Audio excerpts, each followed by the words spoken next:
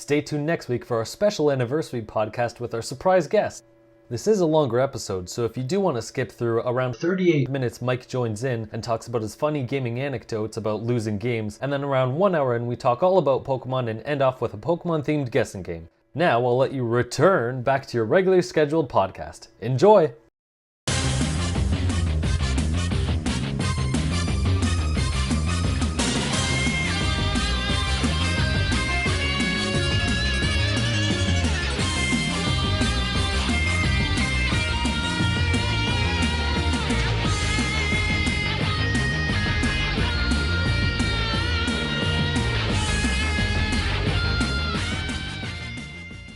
Hello and welcome to the Just Another Castle podcast. I'm your host Matt, and with me this week are Eli. Hello. And Unoclay. Charka Parkazar! That's my Pokemon I just invented. You should see the picture I'm drawing up. It's got claws and a lion's head and a lady's body. It's awesome, sexy, and demented. Is it going to be like Futurama with the fish part on the top and the lady part on the bottom? I haven't decided yet. I keep switching it back and forth. Guys, I've got good news. My Charmander's evolving. Oh, God. My Charmander is evolving into Charmeleon. This is good stuff. Starting already. Starting. Pokemon. Yeah. So, if you haven't realized, this is going to be a Pokemon episode, pretty much because of the announcement this week, and then just some other things that popped up. So we usually start off with every show with what we've been playing. So since Eli, you've been playing Pokemon, why don't you talk about that? Yeah, so I picked up Pokemon I mean, you Red haven't off. Stopped clearly because you're still playing it while we're talking, but... I don't know what you're talking about. I just picked up Pokemon Red off of the VCE shop. It was a little bit expensive for a Game Boy game. It was $10. But you know, it's Pokemon, so what am I gonna do? Say no? And I picked it up. I'm really not that far in it at all. I'm about an hour and a half in. I beat the first gym. And yeah, that's about where I am right now. So some of the things that kind of stood out to me is that, first off, there are no running shoes. I didn't remember this. Oh, that's gotta suck. This is my fear when I heard them coming back to the Virtual Console. I'm like, it's been 20 years. How badly have they aged, and how annoying are some of these things going to be? So, yeah, continue. Yeah, I mean, you get used to it, but you know, well, the process for me realizing it was like, you know, I went out of the house, and as always, I like hit the B button to run. Yeah. And he doesn't run, and he's just walking. I'm like, oh wait, if I remember correctly, you don't get the running shoes at the beginning. You get them like after the first gym or something. Like it's something like that. And I keep playing, and then I realize that I'm still walking super slow, and I don't get anything else, and I get super mad. Or not super mad, just annoyed. And then I look up on Google, where do I get running shoes Pokemon Red? And then it's like, there are no running shoes in Pokemon Red.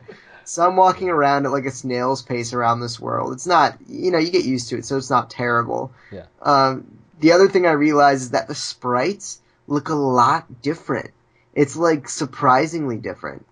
And like you still know what the Pokemon is based off looking off the sprites, but it's just surprising that they look a decent amount different, definitely more aged. Yeah, like fat Pikachu hasn't been seen for so many years. Yeah, like that. It's kind of interesting. I'm playing Pokemon Red, so it's not like Yellow where Pikachu's following along behind you. Mm-hmm. I like the fact apparently they kept around all the glitches and stuff. You can still get Mew, which is really cool. And Miss Singno. Yeah. Stuff. Yeah. Another thing I realized right now is that it doesn't tell you if you already caught the Pokemon or not, which is super annoying too. Because like I already caught a Pidgey and I just ran into a Pidgey, and it's not telling me that I already caught one. In another Pokemon game, it usually tells you if it's already part of the Pokedex or not, because then you'll know whether to catch it or not. Yeah. So it's kind of interesting. If you haven't played Pokemon Red or Fire Red before, obviously I think you should give it a try because the game is really good. Or maybe just if you have a way to play it Fire Red, because it's no offense to Red, but it's better. But it's Can so you explain I'll just play the role of the guy who doesn't know crap about Pokemon like I always do every week. Like, can you explain the difference in brief, what the difference between Red and Fire Red is? I don't even know the difference of yeah. So of the editions. Fire Red was the GBA re-release, and it's It's the graph. basically a remake, It's basic. Well, wasn't it? it's very similar. Depends on like how you define a remake or whatever, but yeah, I mean it pretty much had all the base Pokemon, but then you could also go out and after the game ended, there were I think 7 new islands, the Sevi Islands, which were all added, which is actually really cool. Bunch of new stuff added. There were Gen 2 and Gen 3 Pokemon to catch, so it wasn't just Gen 1. There was, man, there So was, it's an upgraded version of a good game, is what you're saying, basically, with sort of a remake with new features. yeah, and I mean, obviously you get stuff like the running shoes, which is important. You get Pokemon breeding, you get, just the upgraded graphics. Right. Okay. Cool. So, I just was curious because you made the recommendation to play Fire Red, I believe, over the original. yeah, So I mean, it's one of those things where, like, it's really cool to go back and play Red, but when you have the option to play between one game which is like just objectively superior to the other, like I don't see any ways that someone could argue that the original is better, other than the fact that you only have to catch 150 Pokemon instead of whatever 300 what it is in the third gen.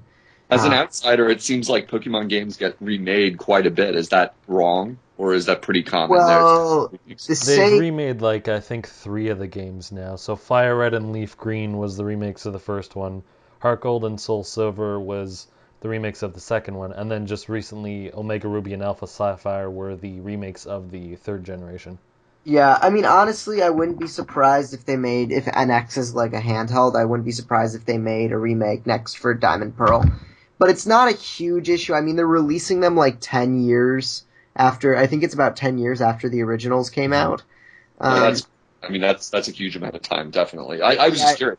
I wasn't speaking down And on there's it. pretty much like if you think about it, there's, when Heart Gold and Soul Silver came out, the originals were like you wouldn't be able to play the originals on your DS. So I'm pretty happy that stuff came out, and and there's no way.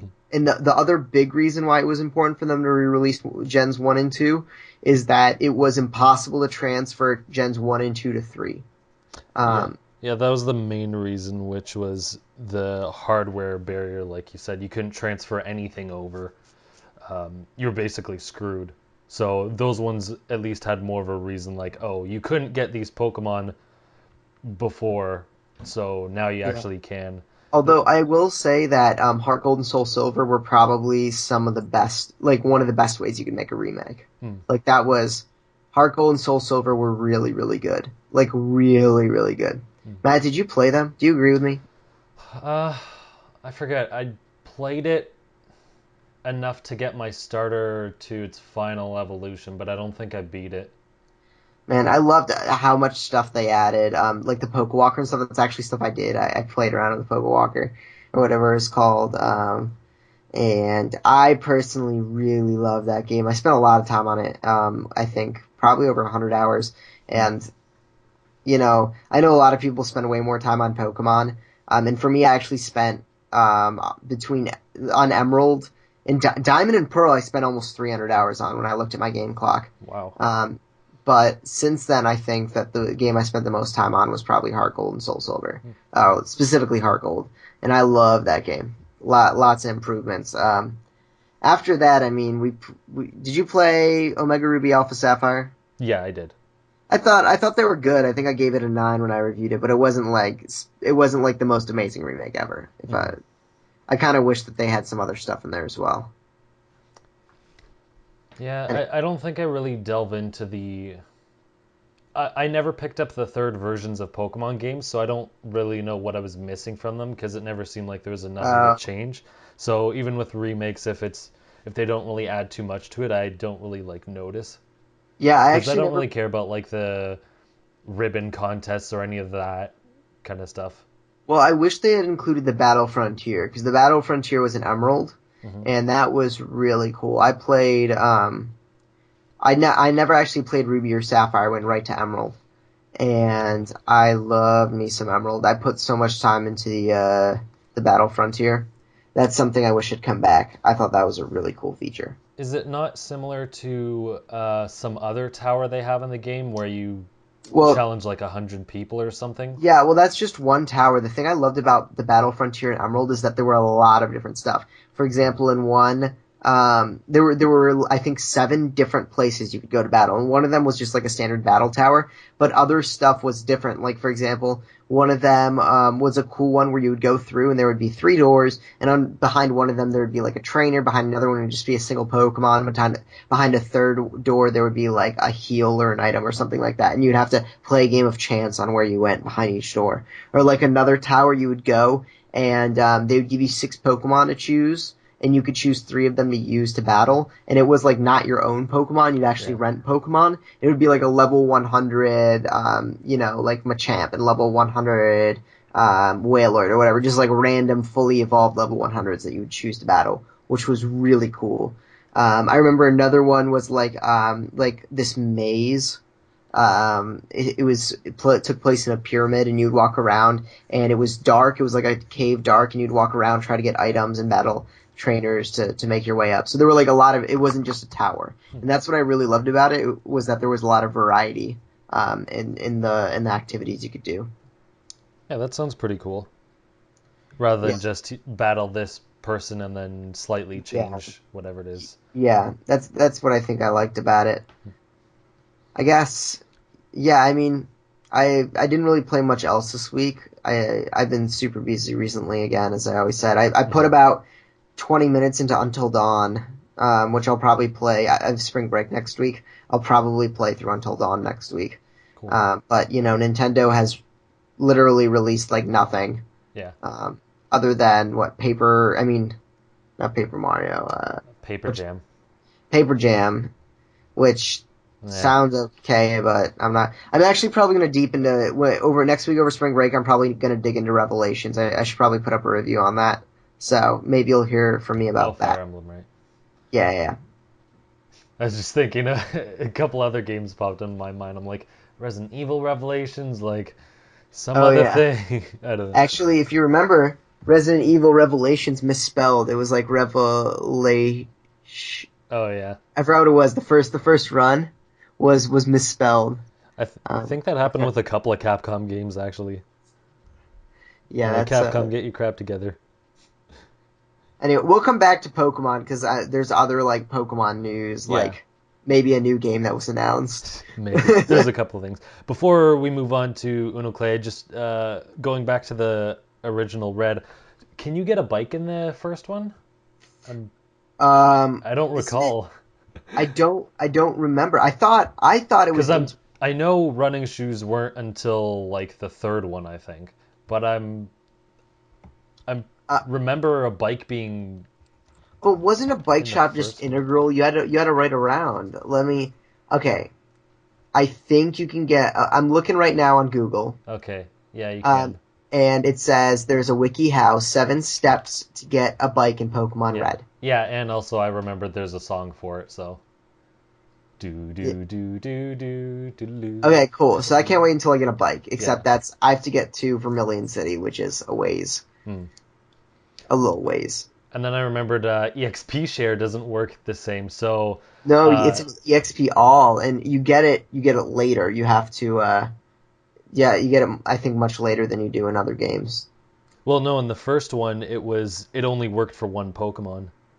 Really? Yeah, no. So EXP All, I think, was introduced in X and Y, because I remember that being a talking point about it. EXP Share has been in the game since the beginning, but in X and Y, you could put it to one Pokemon, and then all Pokemon in your party would get experience, whereas in the first one, let's say I throw out a Charmander and I got a Pidgey that I'm not using. If the Pidgey has EXP share on it, it will get experience even though it's not in battle, but all the other ones that don't appear in battle don't get experience. So basically only one person or one Pokemon gets shared experience. Wait. So there's it was probably... just called, apparently, according to polywager.net, Okay, Hmm. this is a site with a polywag featured pretty prominently here on the front. Sounds Uh, like a reputable source. it tells me that that it was in the first game it was called an EXPL, even though it gave only to one Pokemon, which is complete. Like, why did they call it that? And according to GameFAQs, when someone asked where do I get the EXP all thing, nobody said that's not what it's called. Everyone's like, the EXP all is in this place, even though that's not the function of it, even though it's not the way whatchamacallit. So I according don't trust that website. according to Polywager and commenters on GameFAQs, I will update you with more concrete details. Let's catch 50 Pokemon That's garbage. and But get But yeah. yeah, basically the first one is gonna have a lot more grinding because you're gonna have to switch out Pokemon more frequently. Yeah, I'll keep you updated on Yeah, on the status. cool. So Unoclay, why don't you tell us what you've been up to? Oh man, what haven't I been up to? Yeah, well, I played some Smash with you. Hmm. We had some great matches last night. Once again, reminding me that Shulk is an annoying bastard with way too big of a hitbox. Other than that, subjective observation. Um, yeah, what did I play? Well, I played a little bit of Shantae and the Pirate's Curse on Oh, my nice. 3DS, which is a game that is probably overpriced. If you've ever played a Shantae game, you know what you're getting into. It's a cute little platformer. They're not too hard. They're good, good to pass the time. I know it was originally listed at like $20. Oh I did wow, not pay $20 for that game. thought it I would have think been I got it on, 15. yeah, I think I got it on sale for like 10 or 15, which is probably fair. I haven't gotten that far into it, but if you want a cool, cute platformer, it remains exactly what it is. It's got good mechanics, Metroidvania, so to speak, style. Played a little bit of that because I haven't had as much time to play my handheld in recent past few months for various reasons, but I was trying to make a point of it. So I was doing that. Played some more Watch Dogs, which made a captivating game. Not going to speak any more about that, but the version on Wii U is great, and I recommend it as I have in past podcasts. If anyone's tuning in and hasn't heard me talk about it, um, spend a lot of time wasting time just driving around in that game and causing a ruckus, Grand Theft Auto style. Which I must be like a juvenile teenager still because I still find it funny to pile up cars in an intersection and then crash a police car through it and see what happens if I take a fire truck and jump it off a building and stuff like That's that. that's That's the pretty only way to play a game. Yeah, that's that's pretty fun at any age. yeah, Like, you know. If you Thank you. don't find that fun, there's something wrong with you. Yeah, thank you for justifying me because that's what I get a kick out of because the game really does give you a lot of flexibility in ways you can complete some of the missions, like where it's not very scripted, where you feel like you're boxed in with how you're going to solve it. So like, and it's got some pretty hilarious physics that aren't intended to be funny, as far as I can tell. Hmm. But like one of the missions, it's like there's missions where you invade a gang's hideout and you're basically just like kind of fronting on him. The idea is like to take out the gang leader without killing him, so you can't snipe him. You've got to like sneak up on him and deck him, and then run away, and then all his henchmen are chasing you. So you've basically put yourself in the worst situation ever, and now you have to escape. And in that mission, I strategically positioned a car on the roof of the building and like ran to the roof of the building, took the car and just jumped off. And I'm like flipping through the air in the car and like land on the city street and the car like hits the ground on its roof and I just figured it would blow up, but it just rolls over and I just drive away. And all the henchmen are like up on the roof trying to get me. And I'm like, see ya. You know, it's great. It's hilarious. You're just like, it almost makes you feel like you're cheating because you're like, that was too easy. I shouldn't have been able to beat the mission like that. But I was laughing. So, I guess I won. The new thing I did play this week, to give a little feedback on is the Octodad Deadliest Catch game that was on Wii U eShop, and is still $14. I had got it when it went on sale very briefly, I think for a couple days for like 10, and it's easily worth 10. I know people are price sensitive about things sometimes, so whether it's worth the full 15 is kind of a toss up, and it might be cheaper on other platforms. I don't know. But it's a great game if you want to play what Octodad is, which most people know, but if you haven't seen it, It's an adventure game wherein the physics are all screwed up, kind of like that Goat Simulator game that everybody was cracking up over last year, I believe. It's hilarious. It's got a lot of humor. It's reminiscent of like a LucasArts style of humor from back in the day, like the Maniac Mansion, Day of the Tentacle, all those kind of games, Sam and Max Hit the Road, etc. It's really, really funny. It reminds me of Futurama at points, partly because the protagonist looks a little bit like Dr. Zoidberg. I'm not a squid. Yeah, doesn't talk. I'm a Marin. Yeah. I mean, the plot, again, for people who haven't seen it or played it, you got to check out a trailer of it. It is funny. It's an octopus that nobody seems to notice is an octopus masquerading as a human, and he's got a family and he's got a wife, and they're all humans, and he's an octopus, and the goal of the game at every point is to not get noticed that you're an octopus. And if that's not funny enough for you, well, then you have no soul. But I found it's very short, like relatively speaking. I beat it in about 3 to 4 hours. And it left me wishing there was more. And when you Google Octodad, one of the first things that'll come up is like, this game was short, a lot of people saying that, it's only got a couple missions. Maybe they thought people were gonna have a harder time wrestling with the controls. Yeah, it's the controls are the thing. You're battling the controls the whole time because he walks like a drunken sailor, and you walk by using your trigger buttons, and you have to walk with a rhythm and use your joysticks to kind of steer him at the same time. And it's not nearly as hard as videos make it out to seem. Like it's actually doable if you're a moderate level or higher gamer. Doing the missions perfectly and getting all the achievements is probably really difficult, which I haven't tried to do yet. I didn't know the game was that short, so I wasn't really like spending a ton of time like redoing anything. I just like got through the missions, and the missions are things that are as easy as mow the lawn or, like don't get noticed and walk through this hallway. And you're just like, this is insane. And you're trying to laugh and you're crashing into stuff and people are seeing you. I mean, honestly, it feels, I know I did a very brief read up on the company, and Octodad Deadliest Catch, which this is actually technically a sequel to a much shorter, earlier game called Octodad, simply. And so this, even though this is the sequel and basically like a much upgraded professional version of a much rawer, earlier game, it still feels a little like proof of concept tech demo. I mean, for a lot of games, this would be a demo, given how short it is.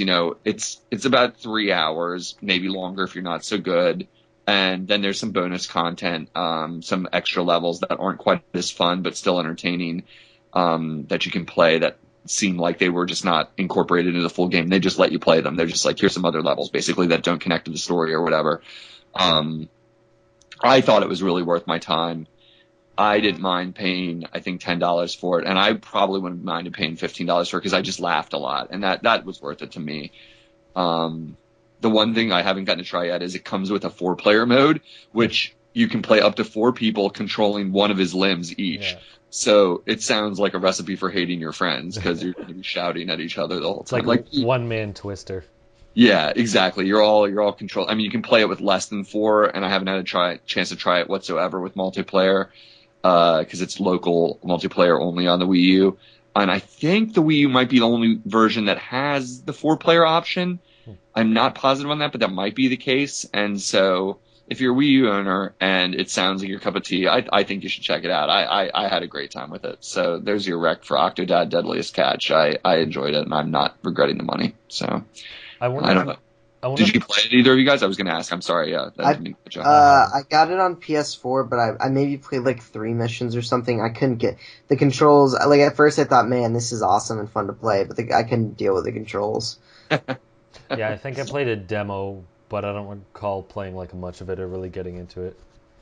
I think I have a masochistic streak in me because I hear what you're saying, Eli and you guys. It's like the humor kept me going. Mm-hmm. And I just kind of sat down and like really focused on mastering it the first night. So I just kind of powered through it. So maybe just because I stuck with it a little bit, like straight through, I got better at it because I was like, okay, I just want to see where this goes. And I kept waiting for me to hit that wall because I'd heard other people say that. I was like, when am I going to get pissed off at this? And there were 1 or 2 times where the physics broke a little bit. And there was one part I had to reset it because my arm got stuck in a wall.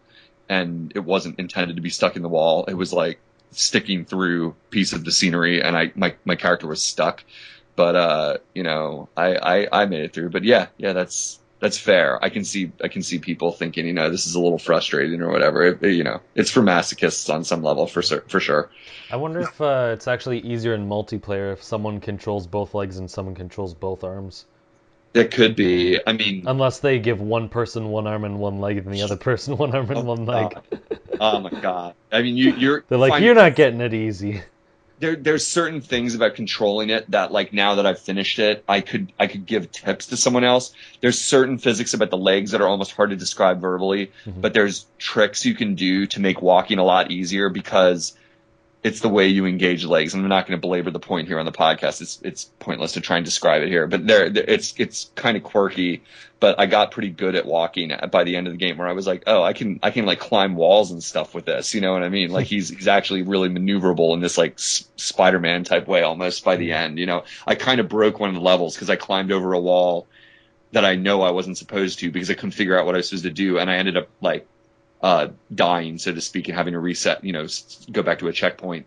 But then when I did it again, I realized I'd skipped a whole section, and that's why the next event wasn't triggering. So it wasn't exactly glitchy, but it was like the game universe isn't as walled off as it needed to be in that case, and I was like, I was probably like getting a little too good with the walking and able to just kind of climb over certain areas of the board that you shouldn't have been able to. So I don't know, take it for what it's worth. I thought it was cool, and I respect you guys as thinking that it was stupid. I mean, I like the humor from the trailer. I just don't think I actually gave it enough time. I think I just played a demo and tried it for like 5 minutes, and I'm like, okay, whatever. I've seen people say how much they hate things like Surgery Simulator and Goat Simulator and stuff like that. Yeah. So I get it. Like if it's not your cup of tea to play a game that feels broken. I mean, Goat Simulator looks fun. I played Surgeon Simulator because I got it for like $2, and I'm like, I'm not gonna bother. Like I played it, I'm like, it's not worth spending my time on for $2. Yeah, You were talking about Watch Dogs, and Ubisoft actually has a deal going on for Wii U and 3DS, where they've cut a lot of their games down, just like this giant wide promotion they're going on, and you can actually get Watch Dogs for only $15. I think it's all digital. Like I was gonna say, is that digital? That's great. That's really. I don't think they show retail. That's a great deal for people and anyone who's listening who wants to pick it up. This game is worth way more than $15, and it works very well on the Wii U gamepad because you got your map, which you can interact with the map by just scrolling and touching things. You can set your waypoints on the map where you want to drive to. Other features on the gamepad, but it's mainly a mapping device, which works very well actually. I feel. And that's an incredible deal. I'm gonna have to tell a few of my friends about that because I think they'd pick it up for that price without a doubt. Yeah, there's quite a few of them that are basically 50% off. They're like they were worth $20 or more, and now they're like 10 to 15. And then Do you happen with to remember what the other game? Do you happen to remember what the other games are? Yeah, there's a big list, so I don't want to go through it all. But there's Watch Dogs, Splinter Cell, Blacklist, Rayman Legends. Wow. Some of the Assassin's Creeds and some downloadable titles. If all those games are worth, I've played the Splinter Cell that's on Wii U, and I also played the Rayman, and both of those games are worth well more than $15. So Rayman was actually only $10. So yeah, Rayman's 10. Wow. Between 10 Pick that and up. 15. Wow, that is crazy. The Splinter Cell game was really fun. It was my first Splinter Cell, so maybe I'm a little biased. I had never played one before, but I absolutely loved it and played through it twice because I do like stealth games, and there are not a lot of them on Wii U consoles, so on Nintendo consoles, so I enjoyed it thoroughly as well. Yeah, definitely check it out if you have any interest, because $10 to $15 is nothing. But yeah, there's hours and there's hours of content in any of those games, so that's great. Thanks for the tip. For sure. Especially Rayman Legends, man, that game is so good. I love it very much. Yeah, the music alone is worth the money to buy that game. Absolutely.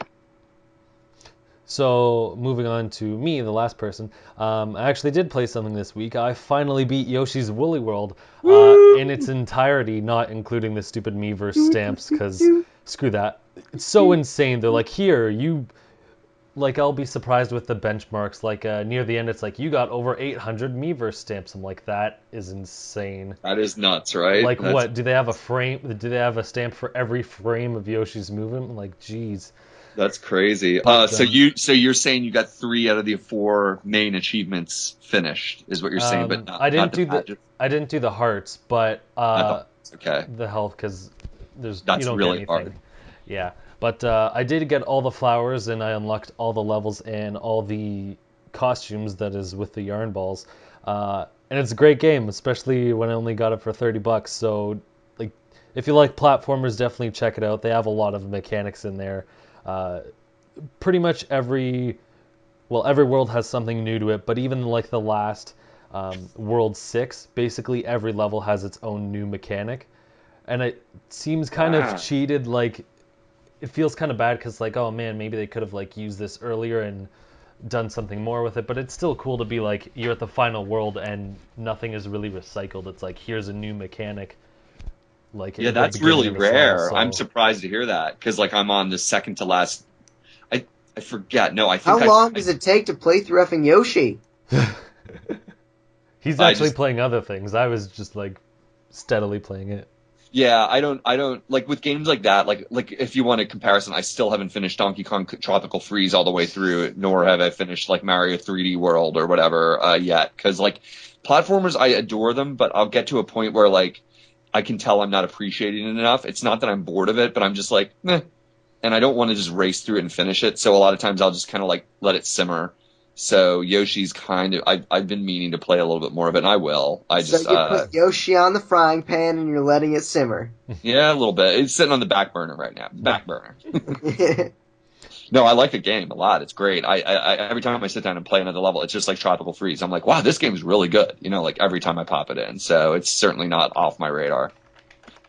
Yeah, when so after you beat World 6, you actually unlock a boss battle thing, and I never really care about boss battle or boss rush modes. They just whatever. I don't really care much for them. But there were yarn balls, so I'm like, well, I guess I'm gonna have to do it. And it's kind of ridiculous. So to make it harder, rather than giving the enemy more health or have more damage, what actually happens is they basically move. It's basically like someone fast forwarded the game. They're moving at like 200% speed or something nuts. So trying to avoid some of their attacks can be really annoying when you get to the harder ones, just because of how fast they move, especially the final boss. I was just gonna say because But like it's I didn't cool. find the boss fights very hard in this game. So like I haven't finished the game yet, but like I know 2 of the bosses. Once I got serious about trying to get most of the badges and most of the achievements, I beat 2 of the bosses the first time I faced them without losing a heart. You know what I mean? So it was like, okay, I thought to myself, this game is not as easy as I would have assumed a Yoshi game might be, given the trajectory of the series over time. It's actually pretty difficult at some parts, you know, but like, but the bosses didn't strike me as hard. So it's like a speeded up boss rush is what you're saying. Like Yeah, fast time. yeah. Okay. It's kind of Yeah. ridiculous how fast they move. Yeah, that could be harder for sure. Yeah, you'll have to take a couple of tries, and even the final boss on regular speed has his own quirks because there's no checkpoints. Um, you might die in the second half of fighting him, and then you have to redo the first half, which can kind of be annoying, but you'll get through Gotcha. it.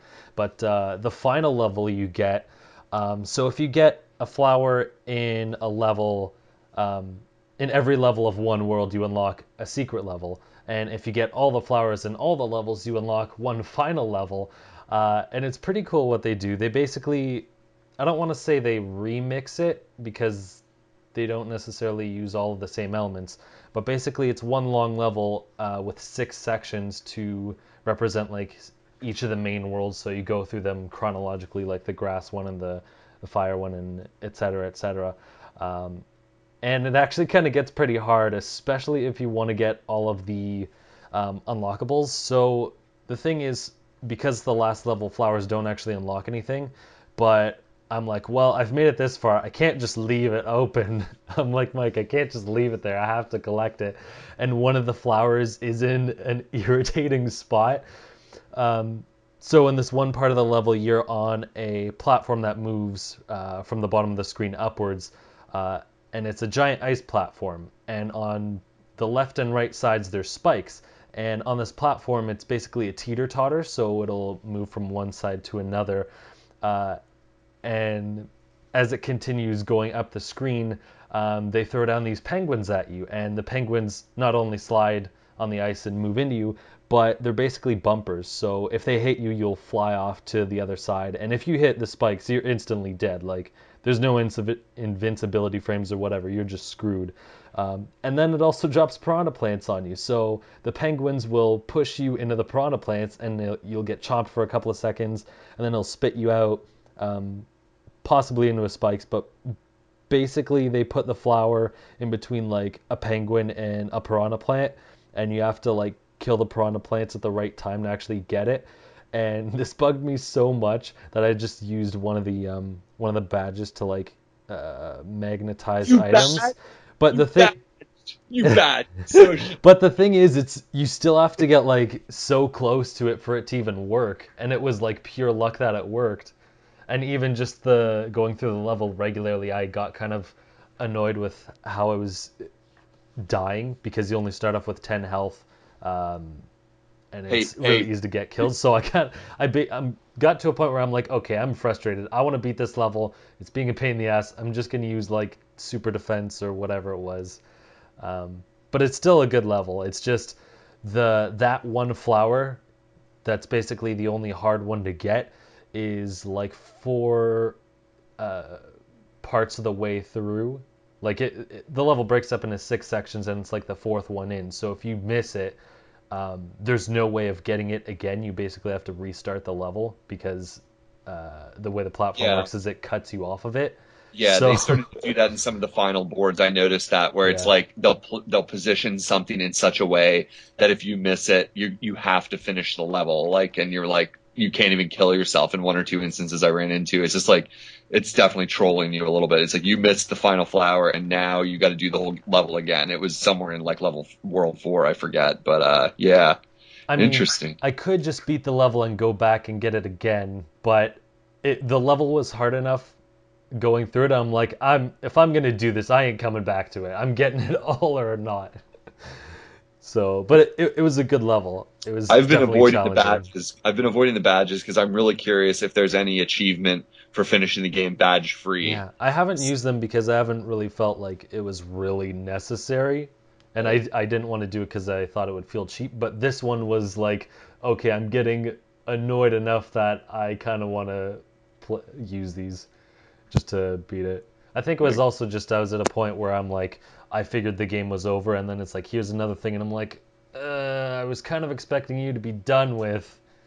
It's funny with this game. It's not even the game's fault. With describing the way that it opens the final level and all that stuff, the secret world, is so reminiscent of the way Donkey Kong Country games work. It's almost like they just handed the team a template from Donkey Kong Country and said, make this game with Yoshi. You know what I mean? Because it's the exact same thing with like unlock all the secret temples, and then after you finish the secret temples, then you get one last secret board based on that, you know, and then that level is ridiculous hard. So it's so similar in so many ways, you know, just with a different physics, different mechanics, you know, but that's not a bad thing because both games are incredible. Yeah, and it's a cool reward for getting all the flowers and everything too. Totally. Well, congrats, dude. It's finally done. So many costumes. Sell it and get your Mario Maker back. All right. That's not worth trading money back for again. Man, even though I'm probably not gonna play Yoshi's Woolly World again. Hey. Now you know that like when you 100% something. Yeah, I know. I had to get surprised. I was like, is somebody talking about full completion right now? Like, yeah. You just missed it. I said I couldn't. So in the final secret level, you can still collect flowers, and I didn't know for sure, but I figured they wouldn't give you anything, and I'm like, no, I still gotta get it. I can't just leave it blank. I came this far. You did it right, man. That's all I gotta say. Is that's the feeling. And then when you're done, you're like, holy shit! This is now just it's an official waste of space. All right, it's like it's officially done. Yeah, it's like some games like. They're not a waste. It's like Ocarina of Time, Super Mario 64, even though you do it, it's like, alright, that's cool. But it's like, the other games, man, they're just like, I should sell this, or what am I doing with this? And that actually brought me up to I actually sold 2 games recently. Danganronpa Ultra, because I got the 100% in it, and The Witch in the 100 Night, aka one of the worst games I've ever played. I took a 5-month break to play. It was so bad. I took a 5-month break from the first level to go back and play it. And it was, I traded it in way too late. It was only worth $2 at GameStop. Well, Okay, yeah, of I could have course. sold it for at least $5. Alright? Oh my gosh. So, Mike, since you're here, what have you been playing besides finding your Pikachu 3DS under your mattress? Thank you. Yeah, Clay, I found it, dude. I found it, man. You were That's it. sleeping on it? You were sleeping on it? It What wasn't is even up me with that? sleeping on it. So I'm like, you know what? F it. I'm cleaning my room Sunday. So obviously it was a blue moon. Alright, so I'm cleaning my room. I'm like, this is bullshit. It doesn't exist. Like yesterday I officially gave up on Saturday because I picked up the Pokemon 20th anniversary collector's 3DS. So I was like, I gotta stay with my collector 3DS ones, and I had to go to like 3 different stores because they were sold out. I was like, Yes. I thought this was like a mass production one, but apparently it's actually pretty rare. Not as rare as Pikachu, obviously. So I buy that, and I trade back those 2 games I'm talking about because I completely beat them. And I go, you know what? Since I'm buying this, I'm going to buy the 3DS games I've missed out on playing. So I bought Triforce Heroes. Cause I'm going to play that with Billy. I bought Project X Zone 2, which is what I'm playing. I'll get into that in a second. And I bought Paper Jam. So I buy those 3 in the 3DS, and it's like, alright. So Sunday, I'm like, this is the last chance. And I remember Billy, he's like, yo, dude, the second you buy it, right, you're gonna find it. I'm like, yeah, that's probably gonna happen. No, But I that's...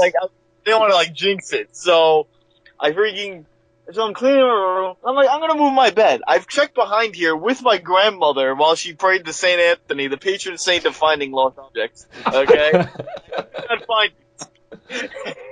So He's not I was even like, kidding, it's gone. people. This really happened. This is none of my stories are ever fabricated or lies. What I say is exactly how it is. Alright?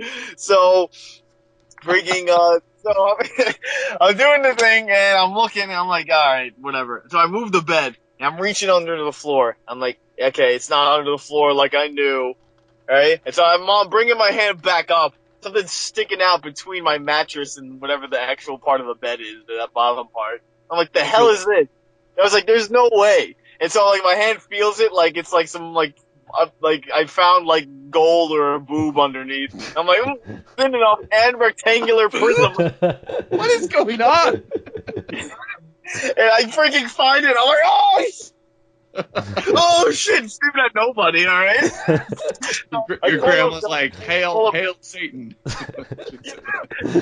call my brothers, and I'm like, yeah, I found it, dude. And they're like, what are you gonna do with the other one? I'm like, I don't know, I freaking found it. So I'm charging it all creative times in there. I'm like, this is a damn good day. And then after that, I was like, oh, whoa. I could finally update my 3DS and shit. It was like, the best part is Nintendo 3DS updates take 5 seconds. So it's like, oh no, how far back am I? But yeah, I got that, and I put in Project X Zone 2. And here's the bad news, Matt. The kicker is that you find your 3DS and it's broken. Oh, no. Bad news is I'm like, oh man, Matt wants me to play Project X Zone 2 because he has an ulterior motive of wanting me to talk about it and the difference between the first game. Guess what? I can't remember anything about the first. I was gonna Wikipedia it, and I go, I think I may remember that, but I can't remember one thing about the game. Oh my gosh. 70 hours of it. I remember you liked it, so I figured you would know the difference. I liked it too. That's the worst part. I'm like, oh, this is fun. I played it every day when I was lifeguarding. I was like, yeah, I played that to Persona 4 Golden. I remember the exact order. Oh and gosh. I can't remember one thing. I'm like, wow, this game feels the exact same, or there's something different and I'm too dumb to notice. The thing is, I figured the sequel was probably like a straight sequel, like mostly the same, but I figured you'd have more knowledge and be able to point out the differences. Sure, there's some different stuff, but I'm gonna have to go back and I'm either gonna have to turn on my old Project X Zone and be like, oh, okay. Well, there's more new characters, I'll tell you that, Matt. But I'm pretty sure that was the main selling point of the sequel. Oh my god. So yeah, that's my full knowledge of what I've been playing, aka what I've been finding. Okay. I'm dying. I'm Well, dying and crying over here. your grandma's prayers work. So give her a high five, dude. Let her You want to play. hear a Let her better touch story the of my Pikachu. grandma's prayer? The best story I ever have is 2004 December. So it's winter break, So I'm all like, "Hey man, you can bring my GameCube into my Nana's, ha ha!" And it's like, "All right, Mickey Mouse, calm down." All right? So I'm like, so I bring the GameCube and I set it up at her house, and we're going up. I think I'm playing Prime 2 or Prime 1. Yeah, Prime 2. It's 2004. One I of put those it on. one of those shitty games, right? Yeah, no, well, Prime 2 is godly, bro. All right? Echoes, Just everyone's like, check. it's too hard. That's how you know it's good. So freaking, I'm like, oh shit, where's my memory card? And now I'm like sweating. I'm got, a little bit of tears in the eyes because I'm young, It's like, I lost it, man. So we're like, I actually lost it. Like, we went back, we couldn't find it. I was like, oh shit. So I'm depressed all week. Buy a new memory card.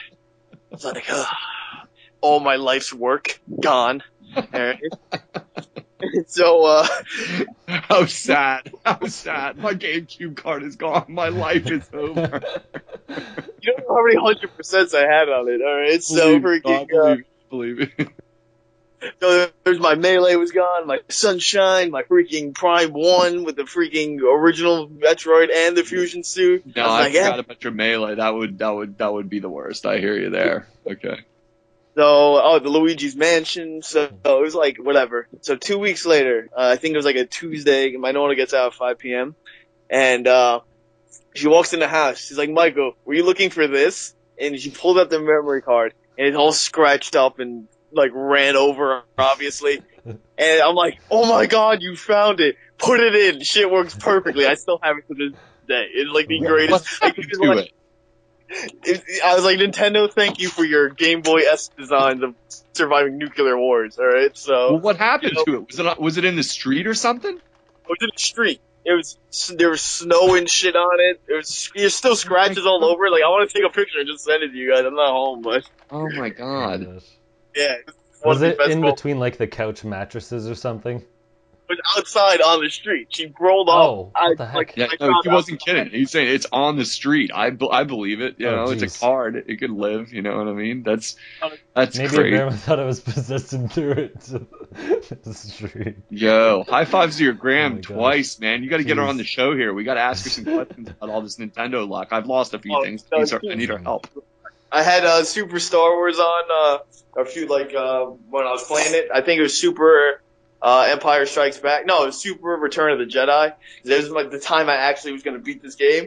And I was like, oh crap, no. I had sticky notes of all the password things everywhere I had to go because there was no save stations. I was like, I had them all lined up on the wall. And then freaking, I was like, yeah, I gotta leave this on all night. And she knew, and she left it. She made sure, and nobody would touch it. And I'm like, yeah, man, freaking. She knows. That's all my Nintendo systems are on my Nintendo. That's awesome, man. That's awesome. My gram got me my very first Nintendo and my very first Atari, so I got the same relationship right there. I feel that. That's awesome, bro. I think my grandma got me some N64 games. To make the trifecta. So my Wii broke because it never really worked. Like it was like the disc reader was like not working. So I was like one of like the first guys to hack the Wii. That's how I was playing like Xenoblade before anyone. So it actually crapped out. It finally crapped out like completely. I was like, oh shit! Like I just bought Skyward Sword before I knew it was trash. So I was like all upset and hyped at the same time. I was like, oh my god, new Zorlo. It's gonna be crazy. I'm gonna play as Zelda and save Link or whatever. And freaking, so the Wii's gone. I can't read a disc. And I'm like, I don't know what to do. Freaking, I'm like, I'm gonna have to buy a Wii, which sucks. I was on like high school money, so like $80 or $100 was like, $10,000. Freaking, she goes like, hey, I want a raffle. It came with a Wii. I was like, oh my gosh, like freaking yes, like dude, you got a good one there, man. You got to get her on the show. Just too clutch. I can't compete with it. I can't compete. That's it. I'm just blessed. So now that you brought up stories, I kind of want to bring something up. I'll try to be quick with it. But I remember, I think it was early high school, maybe like grade 9 or 10. This was before I ever got a job. So my money was either from like gifts or when my grandma would visit. Sometimes she would give us money. What I mean, sometimes it was every time. But regardless, it was around when Diamond and Pearl came out for the DS. And for some reason, I wanted to get like the DS microphone. It's like a headset thing. It's basically like a Bluetooth earpiece where you stick it on your ear and it has a microphone on it and you can chat. I don't even know why I wanted it because I only had one other friend I knew that played Pokemon, and we went to the same school and everything, so I didn't really even have a use for it. But regardless, I bought it. It was only like $10. And I remember I came home like a little bit later because I had to walk over to the store and get in. We were talking and whatever. And then I get home and my dad was like, "Oh, why were you out longer than usual?" And I was getting like all nervous and sweaty. And I don't know what he thought. I guess he thought like I was buying drugs or like smoking or something. I don't know what he thought I would have been doing because I was never like the rebellious type. But I got like really nervous and somehow I couldn't return it because it was like a month past whatchamacallit, like you only have so much time until you can return something. And it was like 2 weeks or a month. I don't remember how the timeline fit where he found out I was gone and it was too late. But regardless, it was too late to return it. And I had such guilt from like buying something because it felt like, oh no, I'm not allowed to spend money on my own, blah blah blah. Like it's so wrong. I shouldn't be doing it or something. I don't know. I had so much guilt from it that You were such a good kid, man. You have no idea. You So- were a good boy. No, I'm a baby. I But know the feel. no, here's the like- best part. So I think at one point I was like hiding it under my bed or something so no one could find it, and I didn't even use it or open it, and I was so guilty. Kind of like that one story where the guy has like the heart under the floorboards. Oh, the But telltale heart. yeah, Yeah. but basically with this device in my bed, but I got so guilty from it. I'm like, I can't return it. I can't do anything. So what I did was on my way home from school, I put it in the garbage. Oh my god. I'm just like, I gotta get rid of this thing. I gotta get rid of the evidence. It's like a dead body. They can't hold on to it, man. If they find out, they can't punish me for not having something. Oh my god. Man, you Such were a a baby. good kid, Matt. Uh. Holy crap. I would never have done that. I just didn't listen to my parents. That was my solution. But Matt, I was gonna say, Matt, like when we were like kind of in that age, that was also when it was like, internet wasn't understood and buying games. So I was like, is your kid home at past 5 o'clock? And is he sweaty and looking around? It's like, oh, my boy's he's a druggie. He's a bad boy. it wasn't even It's that over. late. It was only like half an hour or something. But it's still like, you weren't here at this time. Blah. Yeah, I know. It's like, I was on my bike, Mom. I can't get here right away. Okay, that's it. No bike forever. Yeah. But the other one I'll try to go through quickly is, so you're talking about lost games, and I actually lost both Pokemon Blue and Pokemon Silver. So Pokemon Blue, Well, I I got... lost Mario Brothers levels. No, playing. Hmm? According to Go +5. Okay, keep going. Okay, but I don't remember how long I had Pokemon Blue before I used it, or before I lost it, but I already beat the game at that point, but I guess like a year or two after I must have lost it or something. And then when Pokemon Silver came out, my mom was working at Walmart at the time, and she just bought it for me like on a whim, and I'm like, oh man, this is amazing. I get a random gift for nothing. This is sweet. And I eventually like beat it, and sometime after that, I don't recall, I lost it, and I lost it for probably like over a decade. I think it was only like 2 or 3 years ago I found it. I'm like, and I felt so bad because like she got me this gift out of nowhere, and it's like, wow, I just up and lost it. Way to go, jerk. Yeah. Dude, I But- lost my Pokemon Blue like that. I think I just lost it in the couch, and then it got eaten to another vortex or some shit. Yeah. And I was like, oh. And like, what? You go. okay, so in that time I lost both Blue and Silver. One of my friends, his cousin didn't want his Blue copy anymore, so he like gave it to me, and then we like both replayed the games over. And then like 2 or 3 years ago, I eventually found it. So I think my mom was like cleaning up her room, and under the bed there was this just little plastic baggy thing, like I don't know, some zipper bag thing. I don't know what you want to call it, a satchel thing. And I opened it up, and both blue and silver were in there. And I'm like, are you kidding me? Some dumbass that like shoved it under the bed for no reason. It was there for like 13 years. Would be Matt. kidding me. And I actually turned on Pokemon Blue like a couple of days ago to see, and I actually caught Mew in that one. That was Oh, awesome. nice. But Pokemon Silver is dead because the battery, like there's a battery to keep it going, and the battery like eventually dies out. But I'm like, oh my gosh, I finally found it.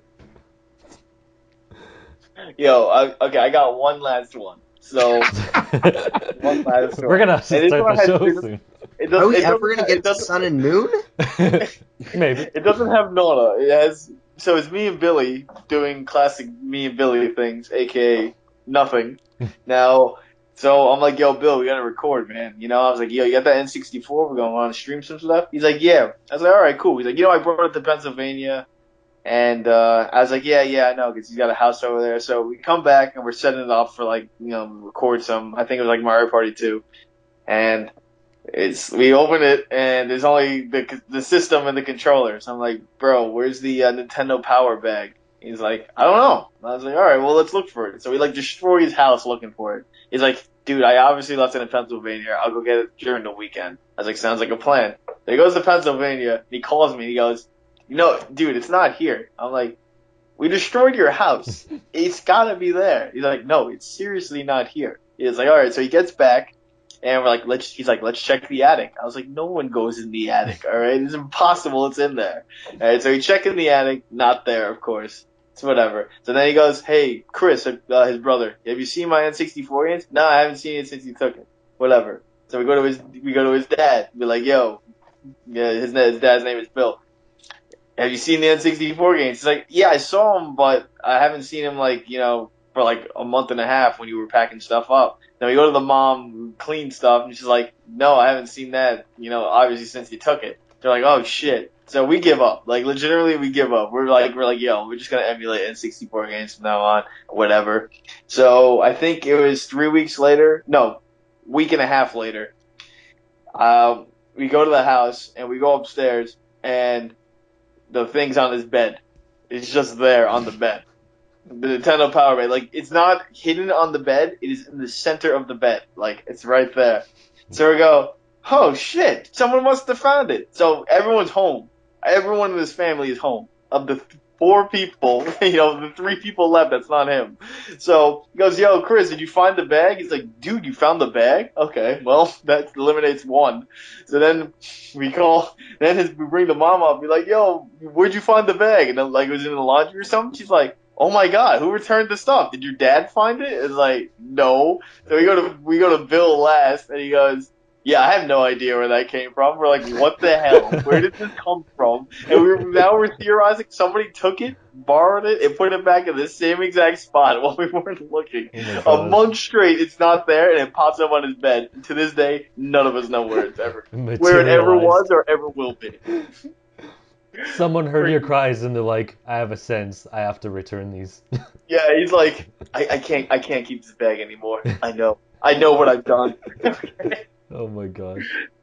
Every game was in there though, like all of them. That classic Nintendo Power bag that you get enough when you like resubscribe, man. Like that was like the important part. You can't be missing that too, All right, Pokemon Sun and Moon time, and I went to the Pokken Fighter tournament early thing on February 27th. If you guys want to. So yeah, let's just jump into Pokemon Sun and Moon since we've been talking for long. I'll probably save some of this stuff for another weekend. But yeah, Pokemon Sun and Moon Generation 7 was announced. Called it, people. So Zed is dead. Cry your eyes out. Zygarde is useless now. It's funny because they introduced all these other forms and they're probably not going to have them in game now. But yeah, the game finally showed off. They showed off the logos. There wasn't too much else really announced about it, but they did have some teasers for stuff. But what do you guys think just from the fact that we have it? What do you think versus like Pokemon Z, or are you happy that we're just moving on to the next generation, or Yeah, I mean, I'm a little surprised that we didn't get a Pokemon Z. Like, definitely, I feel like at one point they were thinking about putting it out. I have no doubt in my mind about that. Because you did have Zygarde, right? And that was the Z Pokemon. Yeah. I don't know why they decided against it. Usually Pokemon generations have between 3 and 4 years between them. It's been 3 years, so it's not necessarily abnormal to put a new gen out. But I wouldn't have minded it. However, the thing is, I guess the last gen only had 70 new Pokemon compared to the usual 100, 150, so maybe it was time.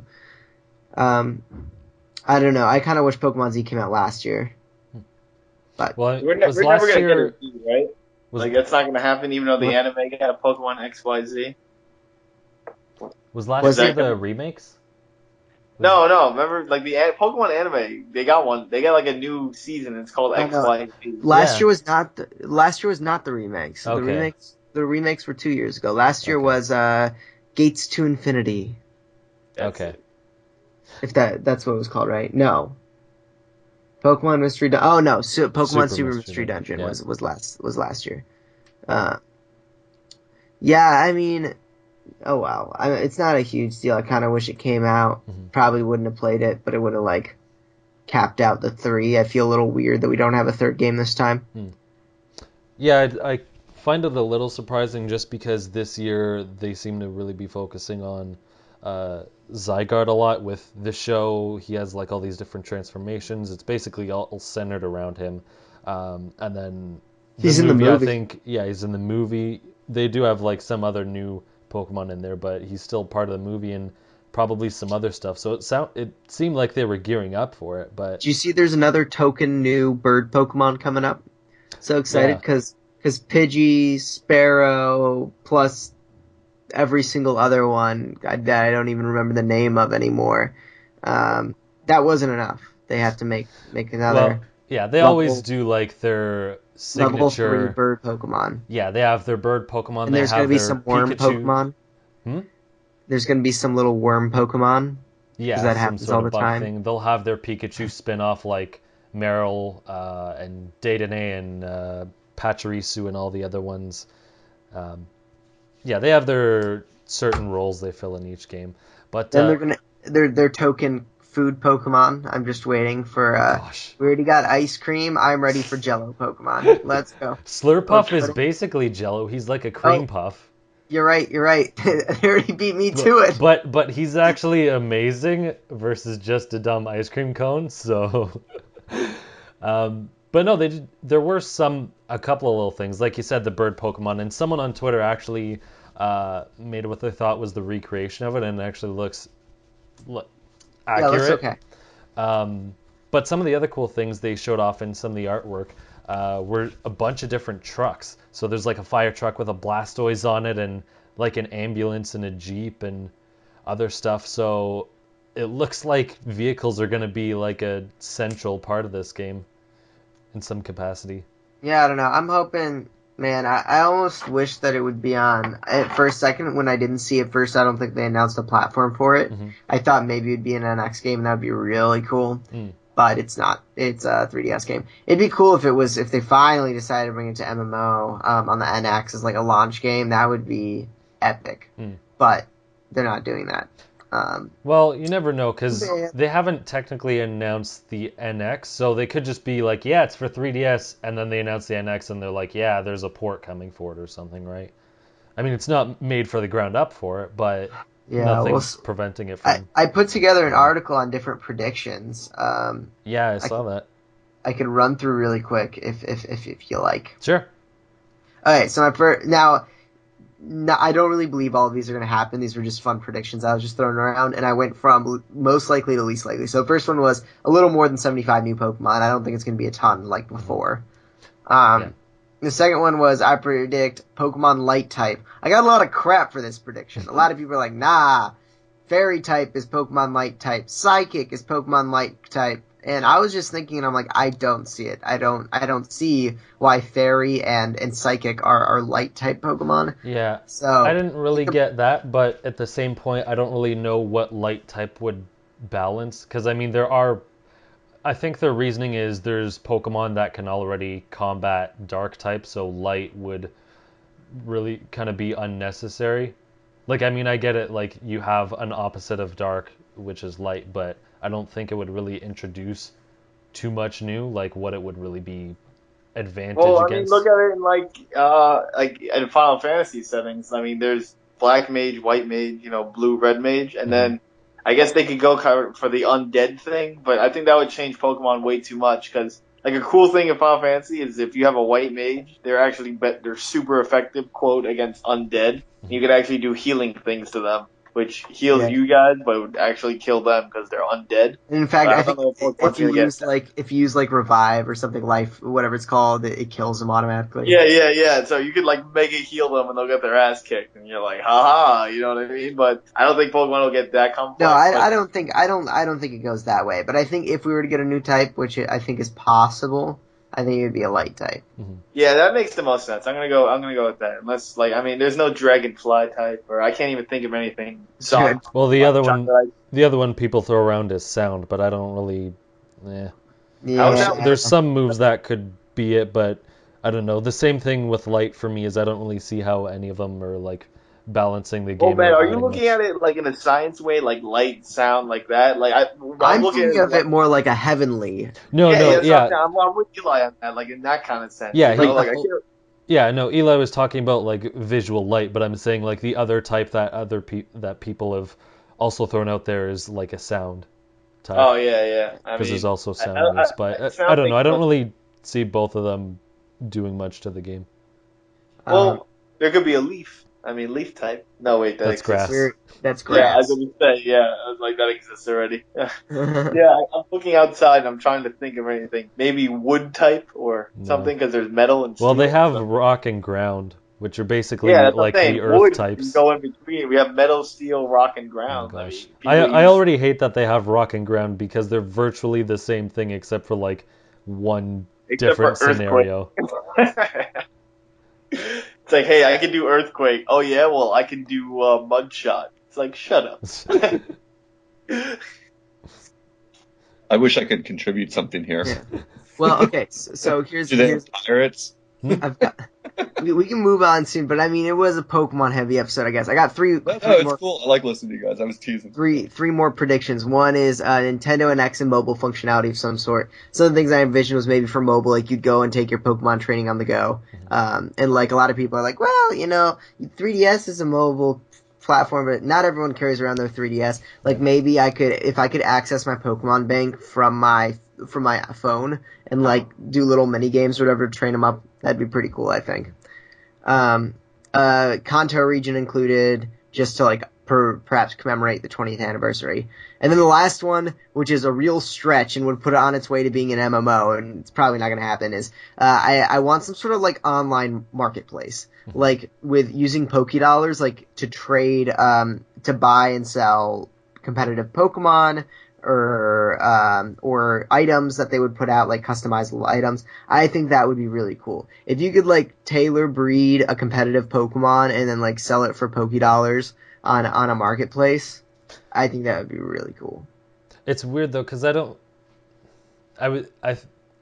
like the idea, but I think there should be a better trade-off than money, because money is basically useless in the game. Well, no, but it would be more of a thing where like then you could go and you could spend that on getting some really cool Pokemon someone else trained. Yeah. It'd be more or less like a trading system, but not like a one-for-one trade thing, Yeah.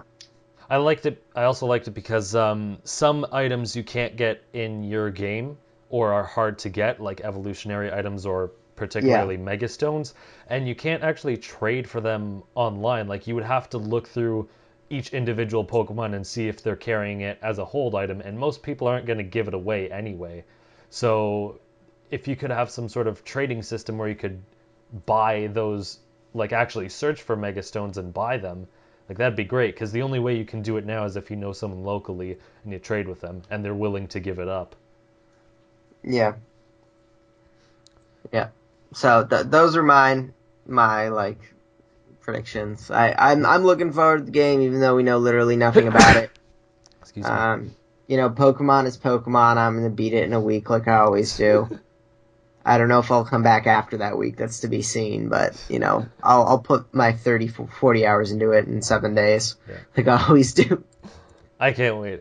It's going to be awesome. I think, so my one prediction based off of concept art, one of them was an ambulance with like a Pokeball at the back end of it. So I'm thinking maybe when you're on like the road, you can call an ambulance for money, and they come to you and actually heal your Pokemon rather than you having to walk back to a Pokemon Center or fly if you don't have the ability to fly or that kind of thing, or it takes you to a Pokemon Center to heal you, that kind of thing. Because I can't really think of any other mechanical reason you would use it for other than to heal when you can't normally heal. So I think they might do something like that. At least I think that'd be useful. Yeah. Speaking of Pokemon, I don't know if the rest of you will be able to answer. Are any of you looking forward to any new Eevee types? And if so, which ones would you want to see? Yes, and all of them. Well, do they have that fairy type? Oh yeah, they have that. I put it in the comments. I think there's options to choose from here. I think a steel type evolution would be pretty cool. Cool. Oh, that would be cool. Yeah. Damn it, Eli, with all your good answers. Yeah, a steel type would be pretty cool. I don't like all of these other ones. I feel like would look weird. Like, give me a bug type Eevee. Like that's a little strange. Like, I don't know if I could get behind that. It would probably have like 6 eyes and antenna and like mantis arms. Yeah, that's weird. Even like what a fighting Eevee is just going to be like a humanoid version of Eevee with like two like punching arms, and it's like, I don't know if I can get behind that one either. I forget. I've seen some fighting Eevees, and I think one was similar to like a kangaroo where it like had a boxing glove on its tail. Yeah, and it's a little weird. I don't know if I can get behind some sort of stuff. And some of these other ones, like the flying varieties, like a flying or a dragon Eevee, that's just, I can't get behind that either. It's gonna lose the essence of what makes Eevee Eevee. Who knows? I mean, the fairy type Eevee has like ribbons on it and a bow tie that's technically its skin. So they've gone weird before. They've just done it in good ways. I think flying would be cool because then people can actually have like a full Eevee team and fly around to places. So they're like, no, I don't have to rely on these other stupid flying Pokemon. I got a flying Eevee all on my own. They could just finish Pikachu EVs and flying Pikachu and surfing Pikachu. Next, we could just have Dragon Pikachu, and then we'll be done. You think they're gonna make Luchador Pikachu catchable Pokemon in the new one? I don't know, because technically you get it from going to some contest person. They give you like the costume for that Eevee. I forgot that there's costume dressing in Pokemon. I forgot all about that dumbness. Does that help the stats or no? I think so, because I think it changes their type. What? I don't remember. No, it gives you a different move. So I think one of them will give you like an ice move and one will give you a fighting move, but it's still electric. That's pretty cool, actually. I didn't know that. I thought it was just like, hey, want to waste some time and maybe win a badge? And it's like, yeah, maybe. But if it actually like enhances the Pokemon, that's a pretty cool feature. Hopefully, maybe I'll take advantage of it in the next game. Yeah, I just want them to do an Eevee for sure, because I know a couple of generations they kind of skipped on it. But even though the last, well, not last few, they got like 10 of them, but even though the other Eevee options they haven't done yet seem kind of weird, I think that's all the more reason they should do it, just to see like what it actually ends up looking like. And Unoclay wants the candle Pokemon. Don't worry, you can play as him in Pokken Tournament. Yeah, it looks hilarious. Easily the Pokemon game that looks even the most mildly interesting to me ever. But I don't hate Pokemon. I just don't have the time for it. I love listening to you guys talk about this stuff. It sounds like crazy talk. I'm just like, I feel like parents must feel when they hear their kids talk about any games. I'm just like, oh my God, these guys, it's crazy. Cool stuff. Yeah, so- cool stuff. I have so many questions, but it would derail the whole podcast. Like I have a question every 3 seconds when you guys are talking about this stuff, and I'm like, So speaking of, that's a good segue into this next topic. Because there's two of us that have like stuck with Pokemon for a while and two that haven't, I wanted to know what turned you on or off to Pokemon as a series. So like what got you into it, and what was the for us that stayed in with it, and for those that didn't, what was the turning point where you're like, no, I'm not really gonna keep up with this? Well, I definitely the first game because I just had to get it because I don't know why. All right, but yeah, I mean the first like for me like it's pretty simple for me. It was Red Blue. I was like, man, these games are awesome. And I watched the TV show and I was like, Ash is pretty cool, but the trading card game is even better. And then the movies were awesome. And then Gold and Silver came out. And I'm like, all right, I'm good with Silver. Like, I'm playing it a lot. But then Yu-Gi-Oh came out for me, kind of. And I was like, Yu-Gi-Oh, like, had more math and it was more badass. And so I was like, man, I like math and wizards and shit. So I'm playing Yu-Gi-Oh. I mean, I was, like, going super hard in Pokemon. But, Sorry, like, I I can- even, like, I can just Oh. see on the Yu-Gi-Oh box, it's got wizards and shit. I'm like, yo, man, I'm like, he's got wizards and shit. All right, I already had my Dragonoid, my Dragonite shield. that's how we picked games back in the day before YouTube and stuff. You were just like, dude, wizards or ninjas, I'm in. Yeah. Yeah, I was like, let me see. So freaking, what happened was like, so I was playing the trading card game like a lot though, man. Like after like I watched the movies, I was collecting a lot. Like I still have like a whole box of like holographics that are worth like a lot of dollars. All right, I even have the original Chaz, holographic and shit, like 5 of those Mewtwo movie ones. Freaking, so Toys R Us used to have a Pokemon League, and I have all the badges from beating the guys there and shit. So it was like I felt cool. I was like Ash, I had the badges and shit. But then like when Yu-Gi-Oh came out, I really enjoyed it. Like I actually first watched the show. My friend got like a Yu-Gi-Oh deck. I bought the shit. Like I learned it. Like then I was playing with everybody on the blocks and shit. Then my first ever tournament, anything like game related, was Yu-Gi-Oh, which was also set up like some sort of movie. So I go there. My first ever fight is against my best friend at the time, Danny Guzman. I beat him because I just taught him the game. Then my next fight in semifinals is my older brother. I beat him, and he gets to the last guy I have to fight is the comic book store owner. All right, and I was winning the whole time until he changed the heart and took my summon skull. Freaking sucked. You do not have the skills to beat me. Yeah, I was like, damn it, comic book guy. Alright. He's like, radioactive man, always win. Alright, but, yeah, so, like, Yu-Gi-Oh! Was, like, really big for me, like, then. And I was like, and they're like, oh, what was it, 3 years until, Ruby Sapphire came out? Mhm. From 98, right? 2001 was Ruby Sapphire? I think so. Or, yeah. So, yeah, at that time, I was like, man, Pokemon's lame. And then like more came out. Then I'm like, man, I'm too old and cool for Pokemon. So I was like completely out of Pokemon at that time, like out of it, like at all. Like I didn't have any of my, I didn't have like, I mean, I had the games, but like I just stopped playing. Like I would still play Red or Blue or Yellow, but like it was bad. Like I mean, also it didn't help that my school banned like Game Boys and shit because we used to get into fights over them, like legit fist fights and shit. Oh my And gosh. people stole Pokemon Yellow with you in it. It was like, it's like whatever. So then cards got banned, and then then balls got banned. So we had to throw around a paper ball in the wind to play catch. Oh my gosh, that's so But sad. yeah, well, some days we'd have aluminum foil, so it'd be not as bad. But Made you play that game with the stick and like the round circle. I don't know what that game's called. What is that thing called when the Ball in kids the cup or whatever. Duck Duck Goose. No, they'd roll like a circle. Like I don't even know how to describe it. You'd roll that thing down the street. Oh yeah. It's like it's like a giant donut, like hula hoop thing, and you push it with Yeah, a you stick. roll a hula hoop Oh down the gosh. street. I was trying to think of the oldest timey game. Like it's like oh I got a hoop and I roll it down the street. From like 1920s.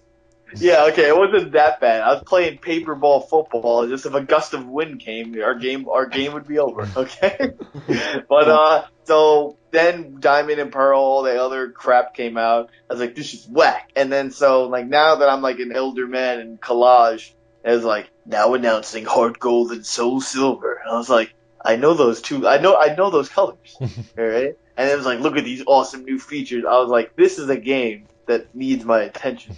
Buy it. You know that game is still worth the most money the GameStop used and refurbished or whatever. Huh.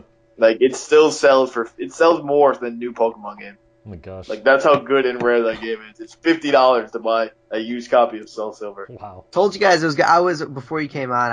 I went on like a 5-minute little shtick about how much I love the game. Oh yeah, dude, that game is perfect. It ties old players like me with the newer generation. It called me up on the Pokemon. I was like, Deoxys, he looks cool, but he sucks. But I still was able to catch him. All right, I was so disappointed though.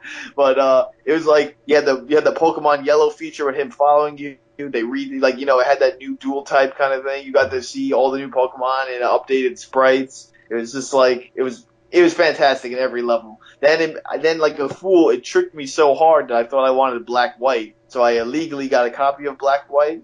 Then I was like, wow, this game sucks. I'm never playing Pokemon again because Black White's terrible and Heart Gold is God. And then I got Pokemon X and Y. I was like, this is all right. And then now I'm on the fence again with Pokemon. So it was mostly your teenage angst of, I'm too cool for that. This is I baby was like, I'm too cool. I summon you, Dark Magician. Okay. You were still using monsters in Yu-Gi-Oh! It's similar. Yeah, well, it didn't have guys with spiky hair, and it didn't have any blue eyes. It didn't have any white dragons with sexy blue eyes. Right? So, You're right, it had better dragons. yeah. I had Dragon Knight. Exactly. In the first movie, he had a satchel. So, boom. Oh man, awesome. So, Unoclay, I'm not sure when Pokemon came out for you. But It came out the same time it came out for everyone else. I meant like age-wise. You're right, that was a stupidly phrased question. No, I don't know how old were you when Pokemon I launched was for you, a lot but... older than That you was guys. back when he was a youthful 55-year-old. Yeah, I was merely getting my first Social Security check when Pokemon debuted. No, But- like I am older than you guys, so I was in college when that game came out. So like I didn't play a ton of games in college because I'd figured out about partying and girls and having an awesome life. So there was like this time when I know it's shocking to the listeners, but I did not play games a ton, and that was like, I know, right? Hard to believe, but it happened to me. Girls, ew. It was the greatest ever, and so yeah, basically like a lot of times like I'd have girls over to my lair of iniquity, and like they'd see my Nintendo, and I'd try to like hide it. I'd be like, yeah, I don't do that stuff anymore. That's for nerds, you know. Let's go over in this part of the room. But yeah, the Pokemon thing, from the perspective of someone who's a little older than you guys, for me, I didn't know what it was, but the thing is that the cartoon looked like kiddie to my eyes, and then the games kind of I never knew at the time. I never investigated it because I wasn't really paying attention to gaming in any serious way, and I always thought it looked kind of kiddie, and then I didn't know it was an RPG with depth for many years. Like, I mean, we're talking more than 10 years. I had no clue that it was actually a game with depth, and then the cartoon didn't help any because it looked janky, you know, and I was like, nothing I'm going to watch. And I, like, you know, studying, you know, college, I didn't do much television watching at all. I think the only show I watched in college was Simpsons and Mr. Show, and that was it. Like, those are the only two things I watched for, like, years. So I never even saw the show. I bet you I've never seen more than a few seconds of the television show on, like, a GIF or something like that for real. So yeah, and I'm not much of an RPG guy, so my story isn't that interesting in the end. The game doesn't really fit my tastes, in general these days. Back in the day, I did play some RPGs, so if I'd been a bit younger, I might have jumped in. I like anime in a very general sense, but I'm not really that into it, so it's not really ever been something I'm interested in. I can't lie and say that Smash Brothers hasn't made me more interested in the series in again, a general way, because the sheer volume of Pokemon related stuff in that game, it took me a while, having started on Brawl, to even realize all that stuff. So much of the stuff in the game is Pokemon related, you know, and then I started to catch on, and realize, wow, this game is, you know, they really put a lot of that in this Smash Brothers game here. I had no idea the connection ran so deep, and, you know, I find it interesting from an arm's length. I think the music is probably my favorite thing about Pokemon, and I have like a couple playlists in my YouTube box where I like to listen just to the music from the games because it's really really good. But it's not the type of game I'm likely to play anytime soon. It seems like such a humongous undertaking at this point for someone who's new. That I wouldn't even know where to start. And even if I did, I don't know, the amount of time you guys put into it, like, evolving and breeding and, I don't know, walking around in the grass and stuff. I don't know, Like, yeah, Clay, I was going to say one thing was like, I mean, the manga is like super serious. I know you're not going to read that, but it's funny. Like, I actually really got into it, like, during the Heart Gold Soul Silver. I was like, I'm going to read this manga. And it was like, everything you see as like a kid, it was like, it's a complete lie. Like, they blow up shit. They're actually terrorists and they kill people. I'm like, whoa, why was this not in the game? Like, this is awesome. Oh yeah, they cut like an Ekans or something in one of the. Yeah. I saw a Lieutenant picture of Surge it. legitimately he bombs a ship that's leaving with cargo and he like kills all the passengers just so they can steal like the. Yeah, it's like, oh crap, you know what I mean? It's like I had no idea. Yeah, I didn't know it had any serious themes. I thought it's like a kid with a baseball hat fighting a girl with a baseball hat. Like that's it. I'm like, it's funny. If you were inside my brain for like 3 seconds, you guys would crack up at my imagined idea of what Pokemon is like. So, but I mean, if you were ever gonna do it, I would say I would just say buy like red and with the BC or gold. Not gold. The gold is too depth. Like I would just say buy the first one, the simplest. Like that would be the simplest way, or just emulate it. But I know you don't have the time like that. Like, but if you emulate it, you could also put it at that 2x speed thing. You know what I'm saying? I have a Game Boy sitting a few feet away from me here, so I could if I ever wanted to. I guess someday. It's not out of the realm of possibility. That I'd try it someday.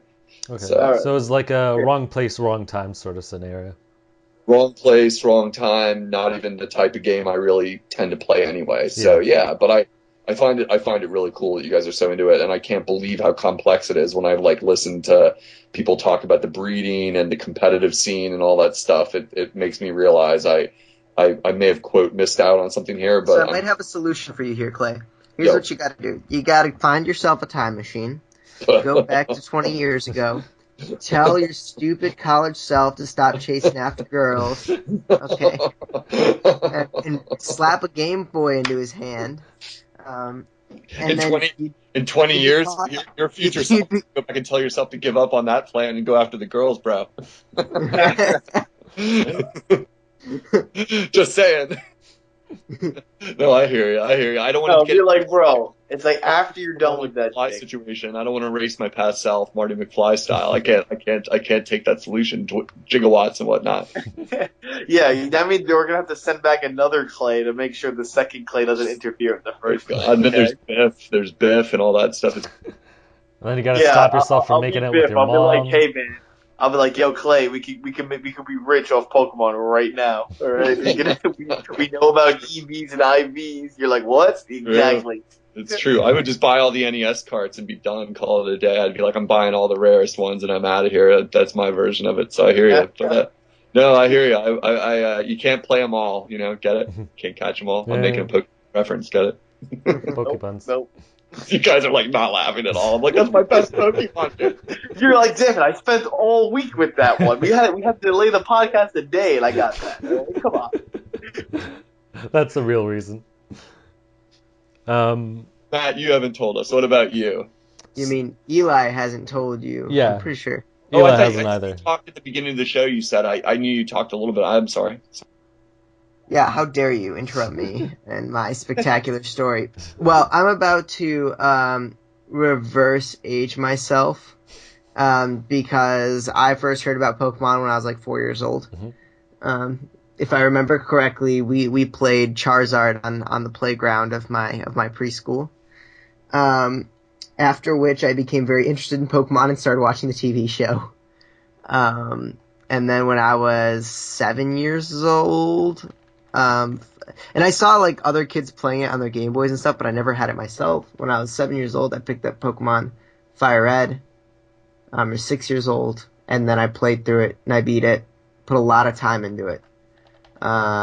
Picked up after that I think Emerald. Put a ton of time into that. So growing up, what? Yeah, that's when I kind of knew you. I knew you were like when I first met you online. You were a super huge Emerald fan, man. I remember that. Yeah, I That was mean, like why is Emerald on this top 25 IGN contest? Like I remember that always. That would be the yeah, I shit. mean, And I people would always love twinkle. I love me some Emerald. So I played that. I was what, like 8 then maybe when Emerald came out, or 9. Um, and so I put a lot of time into that. I think then Diamond came out, and that's when I really started getting into more of the minutia of Pokemon. And I think I was 5th grade-ish when Diamond came out, DS. And so I started really getting into it, like RNG breeding, which is like breeding shiny Pokemon. Like I would breed dozens of shiny Pokemon. I got into IVs, and stuff. And so that's when I really got into it. After that was what, Black and White. Black and White, I think, is the last game I put a lot of time into. After that, I kind of dropped off. I'd always played the spin-offs too, though. Like, I put hundreds of hours into the original Pokemon Mystery Dungeon. Put a lot of time into the ones that came after that. But then after that, I kind of got distracted by other games later in middle school and high school. I'd always play the Pokemon games when they came out, but not nearly as in-depth as I used to. Then I guess senior year of high school, which was a little more than a year ago when Omega Ruby and Alpha Sapphire came out, I decided that I would complete my Pokedex. And Alpha Sapphire, which is the one I had, I didn't put a ton of time into it. I probably played it for about 80 hours, but in that game I finished off my Pokedex. And it was like the conclusion of a 12-year saga of me beginning to the end. So what do you think what do you think the reason is for you to stick with the franchise for this long? I don't know. I love it. And like when I think about when I first went catching Pokemon, it was probably the most magical moment in gaming for me. Like the most immersed I've ever been when playing a game, because I just went, and it was a whole world of discovery for me in terms of finding new Pokemon and new moves, and this whole world that was huge for me at the time. Anyway, I don't think I've ever really felt that way about a game ever. Not to say that, like, I don't know whether I'd say Pokemon Fire Red or Red is the best game ever made, but for me that was like the most magical. Yeah. I think. No, that makes a lot of sense, because that's how it is for like that whole theory about like everyone's favorite Zelda is their first one. It's the same kind of thing. It's like there's that resonance for you. You had that experience, so that's super cool. It makes me wish I could have tried that the same way you described it. Very well put. So for me, I was in a pretty much similar situation with you. I don't even know if I knew about Pokemon the game or not. I was probably 5 or 6 years old or something like that. But I remember one of my cousins buying me the game for some reason, and I ended up playing it. And I actually played it a bit with my sisters because we like shared the Game Boy or whatever, and we would go and like catch some Pokemon and whatnot. Even Super Mario 64, we kind of like played together. We would like beat certain parts and sections. I remember I could do the wall jumps. But tangent aside, I don't know. I played the game when it first came out, and I really loved it. And I followed the show for I don't even know how many seasons, longer than I'd probably want to admit. But Well, how many movies deep did you go? I three didn't movies. watch all the movies. I watched, I think, 3 of them. The Mewtwo Strikes Back. Okay, yeah, I watched 3 of them too. So at least we're on the same, page Yeah. level of. Wait, do they really have a movie called the Mewtwo Strikes Back? Yeah. That's the first one, bro. And That's hilarious. it doesn't make sense because how does he strike back if it's the first entry? But whatever. It's his second entry. You remember the episode before when Gary's like, "You're going down, bro, Giovanni," and then he had all his bitches cheering for him. Okay. And then Giovanni's like, "Yo, watch this ill ass Mewtwo with his sexy ass costume that he couldn't put his DLC in Smash, but we put Bayonetta." And freaking, then then he gets all angry and he bitch slaps Giovanni after he wrecked Gary's Arcane. Yeah. Arcanine, and then then Mewtwo Strikes Back. Okay, it just seemed weird where it's like you're introducing a movie and it's like a return of something. But I think I watched up to Pokemon 2000 or whatever. But regardless, I don't know at what point, but like I love monsters and creatures and seeing how you can warp animals with elemental powers and whatnot, and just leveling up with your RPG and feel like you're progressing through a game. And I kind of love numbers too, so something like Borderlands where you see all the numbers pop up, I love that, even though they could probably do away with that anyway. But I don't know, from at some point in my life, I just loved the idea of transformations. Like I've noticed this with Pokemon, like you evolve and grow stronger and your monster transforms into something cooler looking, and with Kirby he has copy abilities, and Mega Man he has his own, like he steals boss powers. So that kind of mechanic of, oh, I can get this new ability, like a whole plethora of abilities I've always loved, and I think that mixed with like really cool monster designs is why I've really like stuck around with it. I never really like got deep into it, like all the IVs and etc. whatever. I just basically played through the game, got cool monsters, and screwed stuff up. But no, I don't know. It's always fun to go back every couple of years and be like, okay, here's our like new set of monsters that I can catch and discover and fool around with and kill things with.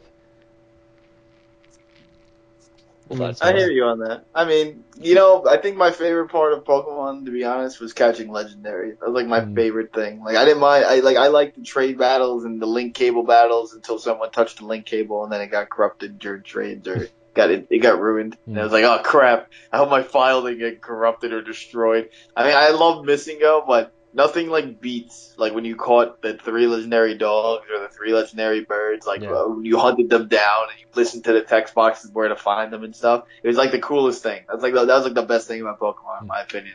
I would just spend nights like looking for them. You know what I mean? And then you get nervous because you're like, oh my god, I almost killed him by accident. And then you have those great stories of how you caught him. Yeah. A lot of cool playground stuff. Like, oh, you got this Pokemon, I got this one. Oh, trade and things like that.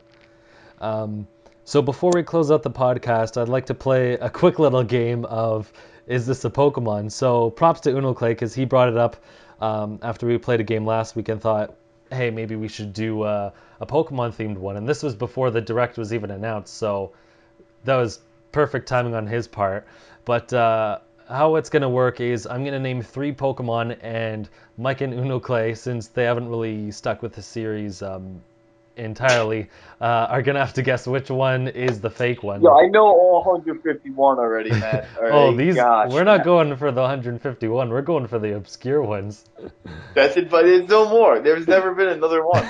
Oh, so I have to keep quiet here. Yeah. Eli's just going to be like, oh, like dying secretly on the inside. Like. Okay, go ahead, Matt. So I don't think I can really give hints because, well, it wouldn't matter anyway. But here are the first 3. So Blitzel, Luxray, and Pelacum. They all sound legitimate, though. Blitzel. They do. You did a good one. You did a good job on that fake one. I didn't write the names. I found a generator because I knew I was like, I'm going to spend like way too much time thinking of names. Is there a fake generator? Yes. It looks There's legitimate. a fake Pokemon generator? Yeah. It's funny because some of them like actually give like the actual whole name. I'm like, okay, well that's going to... What are the choices again? So Blitzel, Luxray, and Pelacum. Mike, do you know? I have no idea. My gut is telling me the last one. That's my gut. I'm gonna guess Blitzel because it sounds like one of the 7 dwarves or something. So okay. I think Blitzel's fake. So Mike is gonna guess the last one you said. Yeah, what was the name of it again? Pelacum. Yeah, I'm gonna go with that. It just sounds. See, I think that sounds real because it's got like a pelican in the name or something. Like Pokemons are always like combinations of other stuff. In the world. It's not like Pokemon are like Penacon or whatever. I can't think of a Pokemon name. I'm not mad over here, damn it. All right, Matt. So, drumroll. Mike was right. It's Pelacum is the fake one. Oh, yeah. Oh, one for Mike. Yo, you can't go against the gut, bro. You can't. I was like, it didn't roll off the tongue, the throat. So Unoclay was close in thinking that because there is a Pokemon called Pelipper. So it is similar, very similar. Yeah. by. Well, you know, all right, I gotta beat Mike here. How many chances do we get here? There's 2 more rounds. Okay. Jeez, I gotta win this The one. best of 3. I got a solid game to I lead gotta on get this here. one. This is my. I'm gonna stock out here. Yeah. Come on. So Carablast, Crocodash, and Lilligant. And I can type them out in the comments if you want. It's okay. No, it's gonna make Crocodash. As long as you don't me Google it. confused. Crocodile sounds like a spice you put on your Man, food. these are like these fake names that are like minor alterations of like actual Pokemon I tried to But I find know- ones but I that know, like like- sounded legitimate versus just But like. I know like 12. It's not that. It doesn't make it any Yeah. easier. What do they get? Crocodash, the spice that you can't live without on your pasta. Crocodash. Yep, a dash of Croc. Carablast. Carab. Yeah. All Okay. right. Now I need to hear the names again because, like I said, those all sound like, man. I'm pretty sure your dad worked. Lilligant. I'm picking Crocodash because I think it sounds the funniest, and that's my only reasoning. Okay. Well, there's give me Carablast. The other ones, Mike, are Carablast and Lilligant. It's got to be the middle one, Carol Blast. Okay. Drumroll. Brrr. It's Crocodash. Oh, damn it! Yeah, there's another Pokemon called Crocodile or something like that. Yeah. Croco. Crocodile. It's the second. No, it's shoot. It's from the second one. There's Crocodile, Yeah, and then there's Totodile, Croconaw. Totodile second Yeah, form. Croconaw so is it's similar. yeah. It's similar, but it's not the same. I tried to go for those ones because some of them were like this Man, one how sounds do I- not as You know, good. one time when I was like, Mom, when my mom's like, you're playing too much Pokemon, I'm like, well, no, I'm not. And she's like, you probably waste so much brain cells on knowing all these Pokemon. And Yes. who knows? I knew the answers to both those. It's so funny Yeah. because I feel the same with Futurama. I watched like enough of the first 5 seasons so much like you could describe a scene to me and I'll be able to tell like what happens in the episode, and it's not like I mentally make a note. It's not like I purposely make a note of it. It's just it's something I'm interested in and I remember it, and then all the useful knowledge is like I don't care about it. I don't need this crap. Yep. So far it's 1-1 with Mike having 1-1. one and Unoclay having one. So it's the last 1-1. round. Oh man, final stock. Yep. So these Pokemon, the last 3 are Lairon, Tomatoad, and Yanma. Tomatoad sticks out the most, but it's got tomato in the name. That's funny. And the first one had Lairon, Yeah. Lairon. It's like it's got liar in the name, and I think that's And you once being again, funny. it's one of those things where one of those names is like it's pretty similar to an actual Pokemon. I'm going with Lairon because I think you did it as a joke that the name spells out liar. I'm going Tomatoad. It sounds. I know. I stupid. want to go Actually, that, but I'll let you have Clay, it. I think it spells out lair, Yeah. not liar. Yeah. Oh, you're right. Oh, I don't want it now. I want Tomatoad. Oh shit, Mike took it. Then I'm gonna pick that because Eli said that. I'm gonna think that means it's a real one because he knows it or something like right away. So I'm gonna pick Yanma because that just sounds like a dumbass name. I know Oh it's man, a he's real getting one. come on. That's a cop out. He's gonna cop out, man. He already All right. buzzed the button. Are those your final answers? I'm gonna pick Yanma because I know it's gonna be real because it sounds so dumb. But What did Mike choose? he chose Tomatoad. Okay. All right. So drummel. No, I chose tomato ad. Okay. Tomato ad. That's one way of looking at it. And it's Tomatoad. Yeah. Mike wins Keep going 2-1. down, baby. You should have went with your gut.